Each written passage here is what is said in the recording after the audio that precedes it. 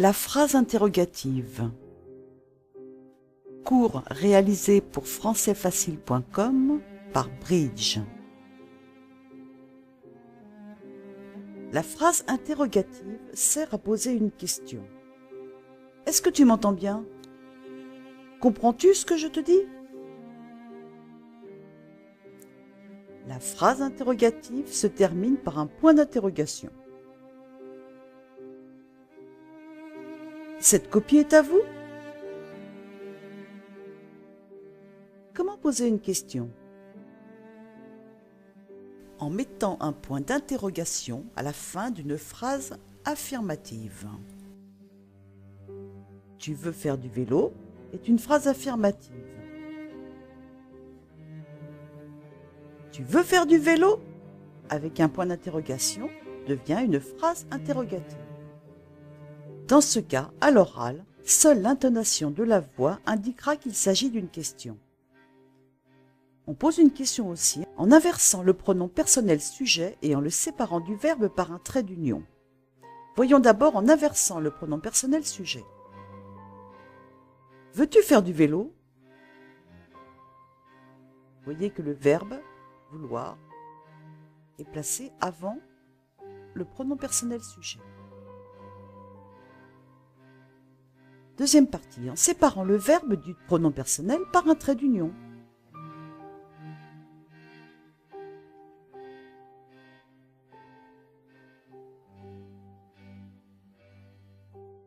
Faites attention. Si le verbe termine par une voyelle et que le pronom personnel commence aussi par une voyelle, à ce moment-là, il faudra ajouter un T entre le verbe et ce pronom personnel.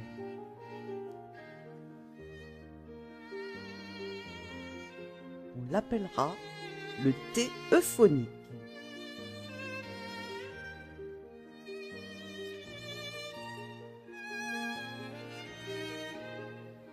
On pose également une question en utilisant « est-ce que » au début de la phrase. Est-ce que tu veux faire du vélo? Si le pronom personnel commence par une voyelle, il faudra mettre une apostrophe à la place du « e » dans « est-ce que ». Vous voyez que là, on a mis une apostrophe. Les mots interrogatifs. Si le sujet de la phrase est animé, on emploiera qui ou qui est-ce qui. Sont considérés comme animés les personnes, personnages ou les animaux. Paul chante. Paul est le sujet. Le chien écoute. Le chien groupe sujet. La question sera donc: qui chante? Ou alors, qui est-ce qui chante? Qui écoute? Ou alors, qui est-ce qui écoute? Voyons maintenant avec un sujet inanimé. Si le sujet de la phrase est inanimé, on emploiera qu'est-ce qui. Un arbre qui est une chose, donc inanimé. Les feuilles tombent. Les feuilles, le groupe sujet. La question sera donc: qu'est-ce qui tombe?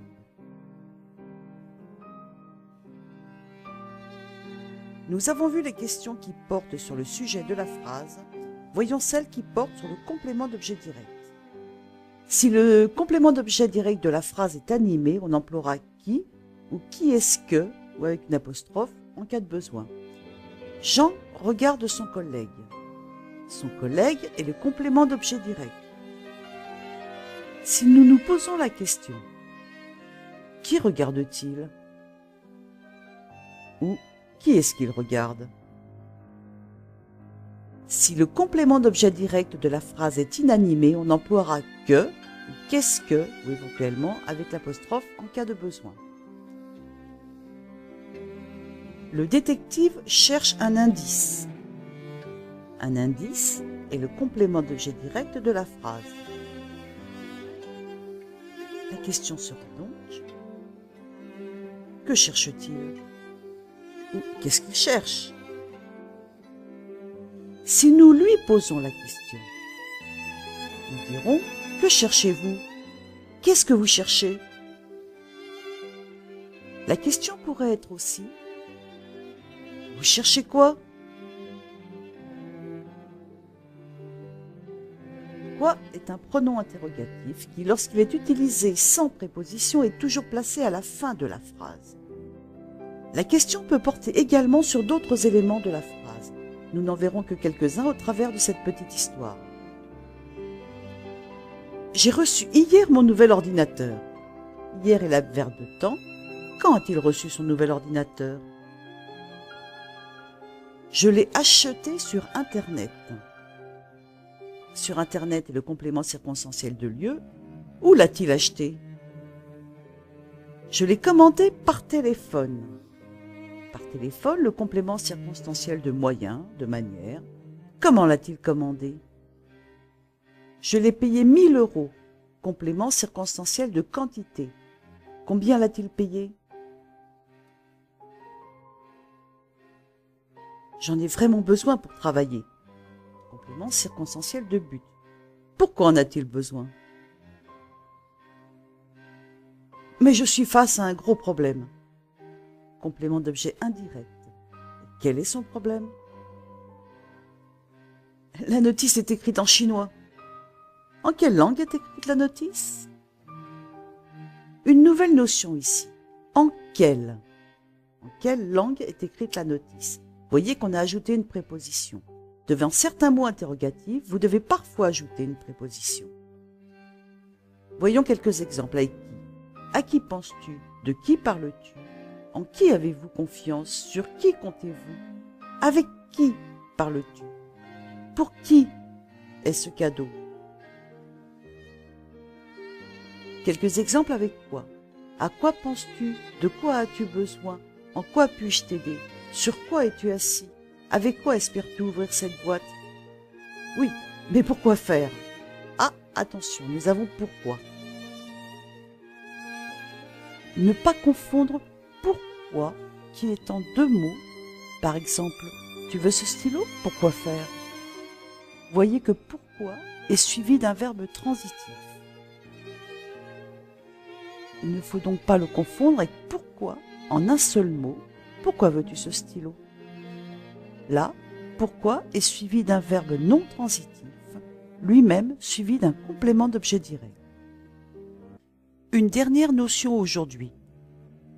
Quel est un adjectif interrogatif qui s'accorde avec le nom auquel il se rapporte? Quelle heure est-il? Quelles chaussures mettrez-vous? Quel est votre projet? Quels sont vos projets? Il en est de même pour ses dérivés. Les pronoms interrogatifs, lequel au masculin singulier, laquelle au féminin singulier, lesquels au masculin pluriel, lesquels de LES au féminin pluriel. Vous aurez également duquel, desquels, de laquelle, à laquelle ou auquel et ses dérivés.